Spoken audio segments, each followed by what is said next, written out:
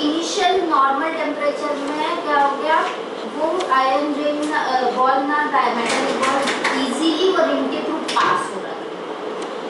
जब initial state में देख रही हूँ वो इजीली इस मेटल के रिंग के थ्रू पास होता था।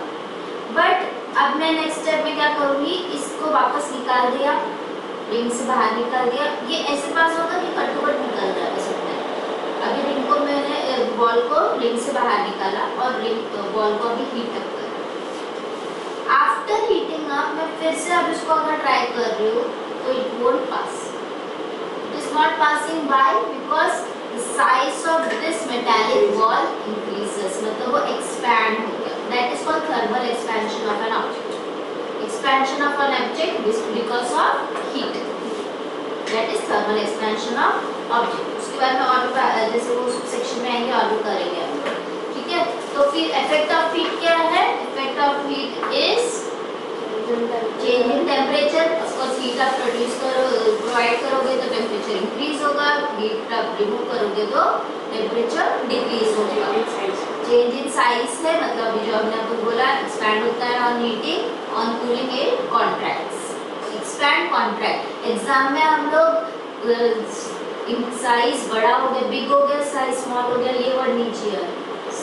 साइंस में आपको वो पर्टिकुलर वर्ड्स यूज करना पड़ता है, तो you need to use this words only कि एक्सपैंड हो गया और कॉन्ट्रैक्ट, ठीक है। Then third is change in state, मतलब from solid to liquid, liquid to gas. अगर उल्टा आप रिमूव कर रहे हो तो liquid gases to liquid, liquid to solid, ठीक है। यहाँ तक कुछ डाउट है? ठीक है। अभी एक क्वेश्चन है, when heat is imparted on to the body its temperature rises, while if heat is rejected from the body its temperature falls. Reason, on heating क्या हो जाता है, मॉलिक्यूल इम्पार्टेड मतलब निकाल,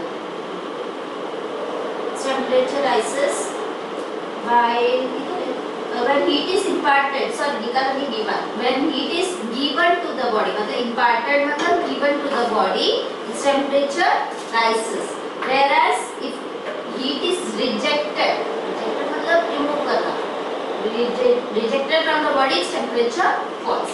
तो होता क्या है, मॉलिक्यूल के बेसिस में हीट अगर आप प्रोवाइड कर रहे हो, इम्पार्ट कर रहे हो, तो क्या हो जाएगा, मॉलिक्यूल में काइनेटिक एनर्जी इंक्रीज हो जाएगा।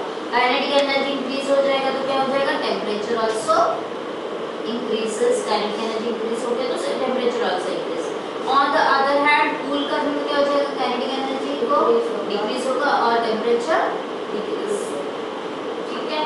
मटेरियल ऑफ द बॉडी पे डिपेंड होता है। Change in temperature of the body depends on two factors, उसमें से फर्स्ट था quantity of heat imparted to the rejected body, imparted और रिजेक्टेड फ्रॉम द बॉडी। तो पहला है कितना हीट हम दे रहे हैं या निकाल रहे हैं, और सेकंड है मटेरियल ऑफ द बॉडी, कौन सा मटेरियल है। जैसे आयरन का बर्तन ले लो और आप क्या बोलते हैं, मे बी पित्तल, ब्रास, बहुत इसका लेते हैं ना तो ब्रास का, वैसा दो ले लो, या तो सिल्वर का भी ले लो, चलो सिल्वर का ज़्यादातर हम लोग हीटिंग करने के लिए यूज करते हैं, आयरन का लेते हैं या फिर ब्रास का लेते हैं। तो आप देखोगे कि दोनों बर्तन अलग से हीट होते हैं। इवन एल्यूमिनियम देखो, एल्यूमिनियम जल्दी हीट अप हो जाता है और उतना ही जल्दी वो ठंडा हो जाता है। जो ऑब्जेक्ट जल्दी हीट होता है वो उतना ही जल्दी ठंडा होता है, वो साइंस ही है कि क्या हो जाता है, जितना जल्दी वो काइनेटिक एनर्जी गेन करेगा उतना ही जल्दी उसको काइनेटिक एनर्जी हो जाता है। That is the science behind it, ठीक है। सो आप एल्यूमिनियम या फिर स्टील का बर्तन ले लो और दूसरी साइड में आयरन का ले लो। आयरन का आप देखो 200 वाले के पास क्या होता है, आयरन का रहता है, क्यों, वो हीट एब्जॉर्ब करके और उसको ज़्यादा हीट लगता है, गर्म होने को भी स्टार्टिंग में ज़्यादा टाइम लगता है। स्टील वाला लेंगे तो इतना टाइम नहीं लगेगा, वो जल्दी हीट अप हो जाता है और उतना ही जल्दी ठंडा भी हो जाता है। तो क्या होता है, अगर हमने 200 स्टील वाले इसमें लगा दिया तो एकदम से गर्म हो गया, जलने को स्टार्ट हो जाएगा, और अगर मैंने उसको स्लो डाउन करके एकदम से ठंडा हो जाएगा, वो पकेगा, है ना।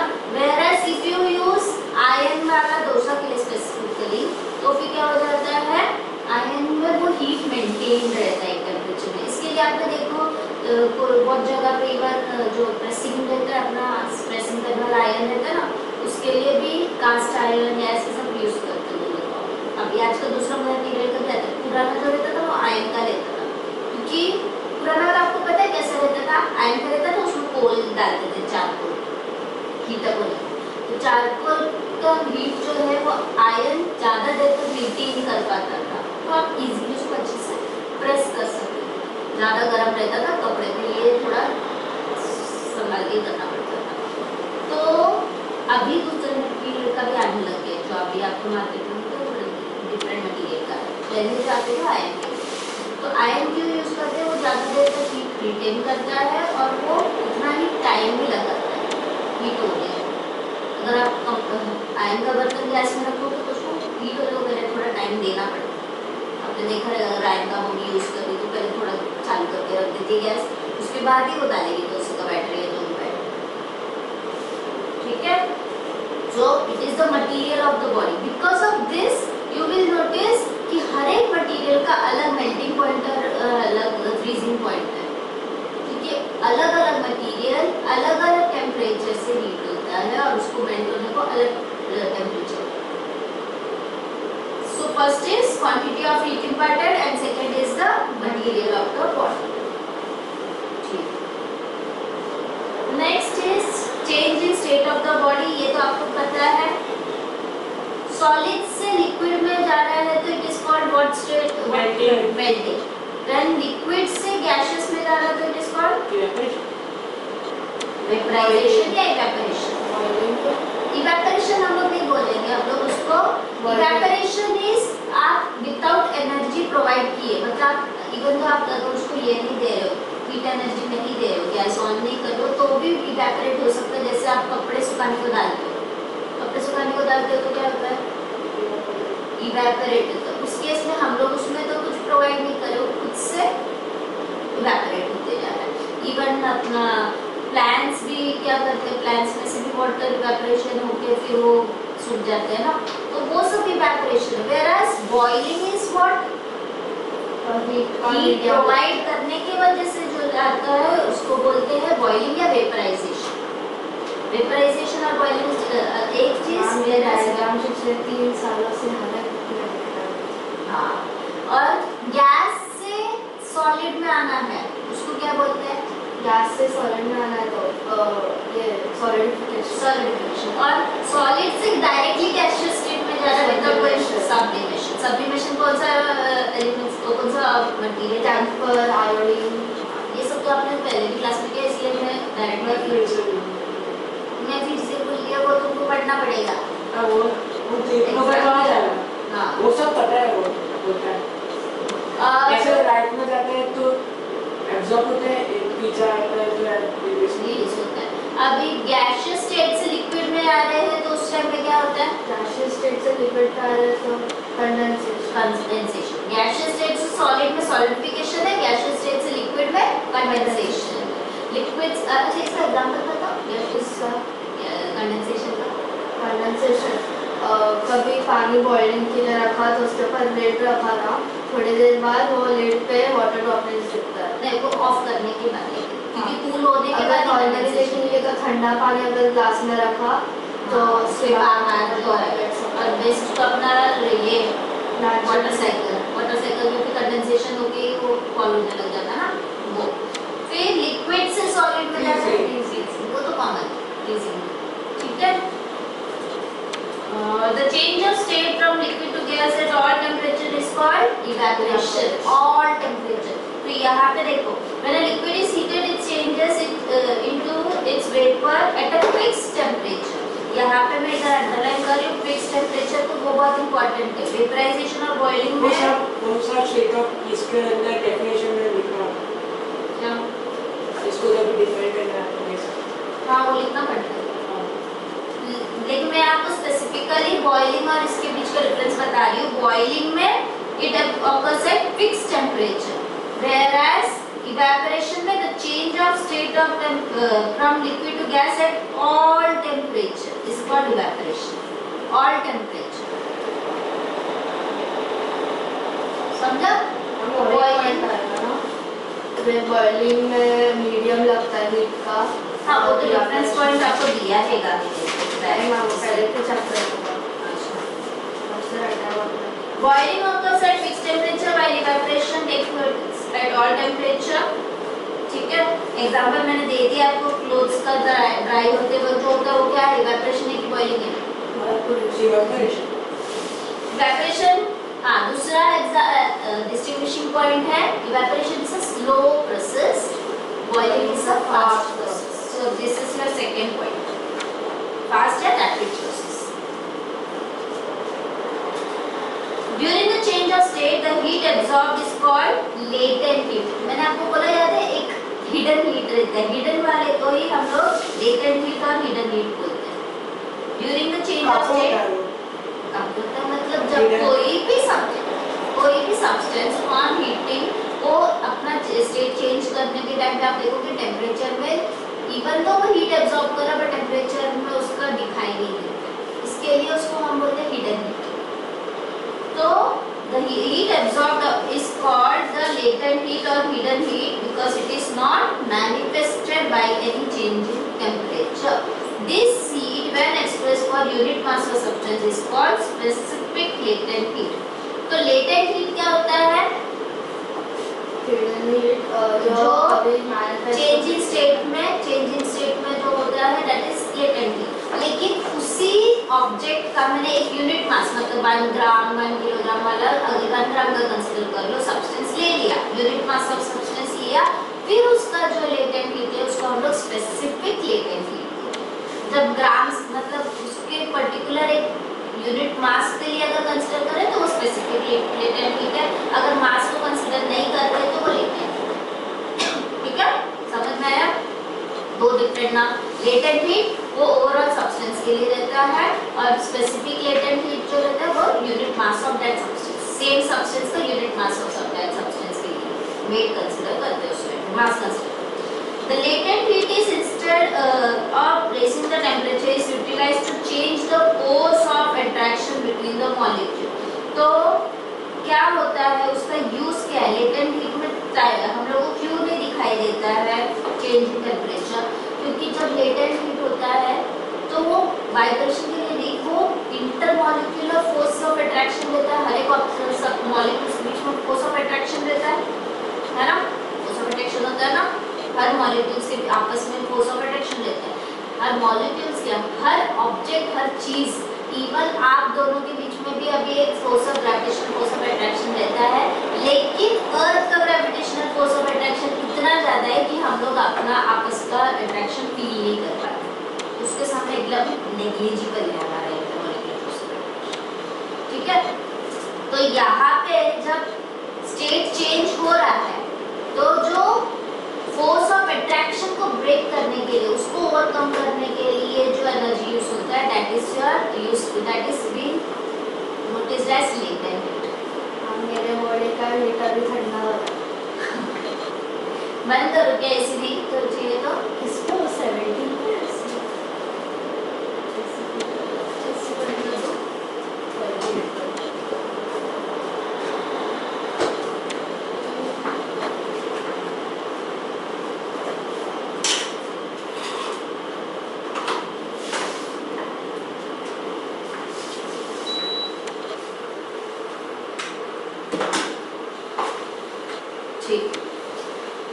Since temperature remains constant, the absorbed heat has no effect on the speed of average kinetic energy. तो वो एनर्जी किस लिए यूज हो रहा है? सिर्फ फोर्स ऑफ अट्रैक्शन को ब्रेक करने के लिए. ठीक है, force of attraction between the molecule. Thus during interconversion of states, the latent heat increases only the average potential energy. मैंने बोला दो एनर्जी रहते ही है, एक काइनेटिक एनर्जी, एक पोटेंशियल एनर्जी. अब काइनेटिक एनर्जी कांस्टेंट रह रहा है, फिर भी हम लोग एनर्जी प्रोवाइड कर रहे हैं, तो दूसरा कौन सा एनर्जी इंक्रीज हो रहा रहेगा? Potential energy. ठीक है, सो जब लेटेंट हीट का कंसीडर करते हैं तो उस टाइम पे काइनेटिक एनर्जी नहीं इंक्रीज होता है, उस टाइम पे कौन सा एनर्जी इंक्रीज होता है? पोटेंशियल एनर्जी इंक्रीज होता है.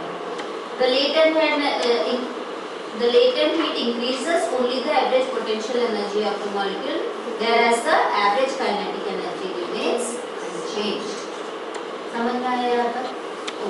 Now third point is change in size of the body. ये अभी ऑलरेडी मैंने डिस्कस कर चुकी हूँ, उसके ऊपर अपने एक एक्सपेरिमेंट में मैंने बता दिया. इसलिए हम लोग आगे नहीं जा रहे हैं। बॉयल वाला, हाँ बॉयल वाला।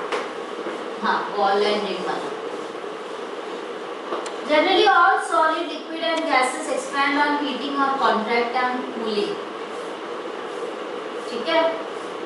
जनरली उन लोगों ने बोला है क्योंकि 3 का जो है एक्सेप्शन है, इसके लिए उन लोगों ने जनरली बोला है। Generally all solids liquid and gases expands on heating और contract on cooling. The reason is that, क्या रीजन रहेगा?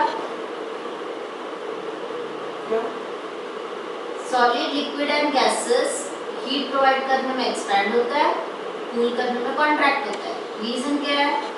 उनका intermolecular force of attraction change होता रहता है जितना ज़्यादा हीट देते हो। हाँ, तो जब ज्यादा हीट दे रहे हो तो इंटरमॉलिक्यूलर फोर्स ऑफ अट्रैक्शन कम हो जाएगा और वो इंटरमॉलिक्यूलर स्पेस इंक्रीज हो जाएगा। इंटरमॉलिक्यूलर स्पेस इंक्रीज हो जाएगा। While on cooling it decrease. Space की जगह पर लोगों ने क्या यूज किया? Intermolecular separation between the molecular substance increases, while on cooling it decreases. मतलब क्या हो गया? ऐसे दो चीज रखा है, 2 बॉल है मेरे पास, इसको मैंने हीट प्रोवाइड कर दिया, ज़्यादा हीट प्रोवाइड कर दिया, ऑफ कोर्स उसका साइज बढ़ गया, तो उन दोनों के बीच का इंटरमॉलिक्यूलर सेपरेशन, हम लोग सेपरेशन जब भी कंसिडर करते हैं ना, वो मॉलिक्यूल के सेंटर टू सेंटर कंसिडर करते हैं। तो सेपरेशन में एक्सपैंड होने में ऑफ कोर्स उन दोनों के बीच का जगह भी बढ़ जाएगा, तो इंटरमॉलिक्यूलर सेपरेशन भी बढ़ जाएगा। Now effect of temperature on molecular motion. We have read that molecule of each substance possess what type of energy? Kinetic energy by virtue of their continuous motion. When the motion becomes less rapid, the temperature क्या होना चाहिए? अगर motion कम हो गया तो increase होगा कि decrease होगा? Temperature डिक्रीज होगा और molecular speed भी decrease होगा। Whereas high temperature में क्या हो जाता है? डिक्रीज होगा। क्या increase हो रहा है? स्पीड मॉलिक्यूलर स्पीड भी इंक्रीज हो जाएगा और टेम्परेचर भी इंक्रीज हो जाएगा। This suggest that as a limit when the temperature will become 0, अगर 0 है तो आपके हिसाब से क्या होना चाहिए? मॉलिक्यूल का स्पीड सॉलिड में जाएगा, वाइब्रेशन। सॉलिड में भी वाइब्रेशन होता है ना? मॉलिक्यूलर स्पीड हो गया। हाँ, मॉलिक्यूलर स्पीड। हाँ, तो actually 0। So the molecular motion ceases means stop हो जाता है। The temperature at which the molecular motion completely ceases, मतलब still हो जाता है जिस केस में at the temperature में जाके वो stop हो रहा है, that is known as absolute zero or absolute zero on the Kelvin scale. Kelvin में zero Kelvin, ठीक है, उसको हम लोग absolute zero भी बोलते हैं। Temperature lower than absolute zero is not possible, ठीक है? में भी जाएगा। हम केल्विन स्केल में, केल्विन में नेगेटिव में नहीं करते, डिग्री सेल्सियस हम लोग नेगेटिव इसमें जाएंगे।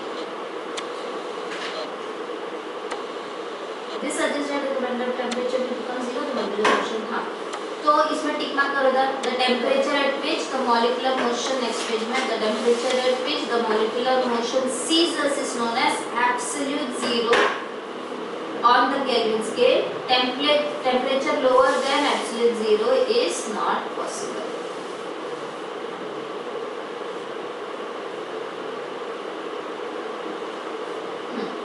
Change of liquid into vapour state, 2 method से चेंज हो रहा है। क्या क्या है दोनों में बताओ? एक है evaporation at all temperature and boiling at fixed temperature, है ना?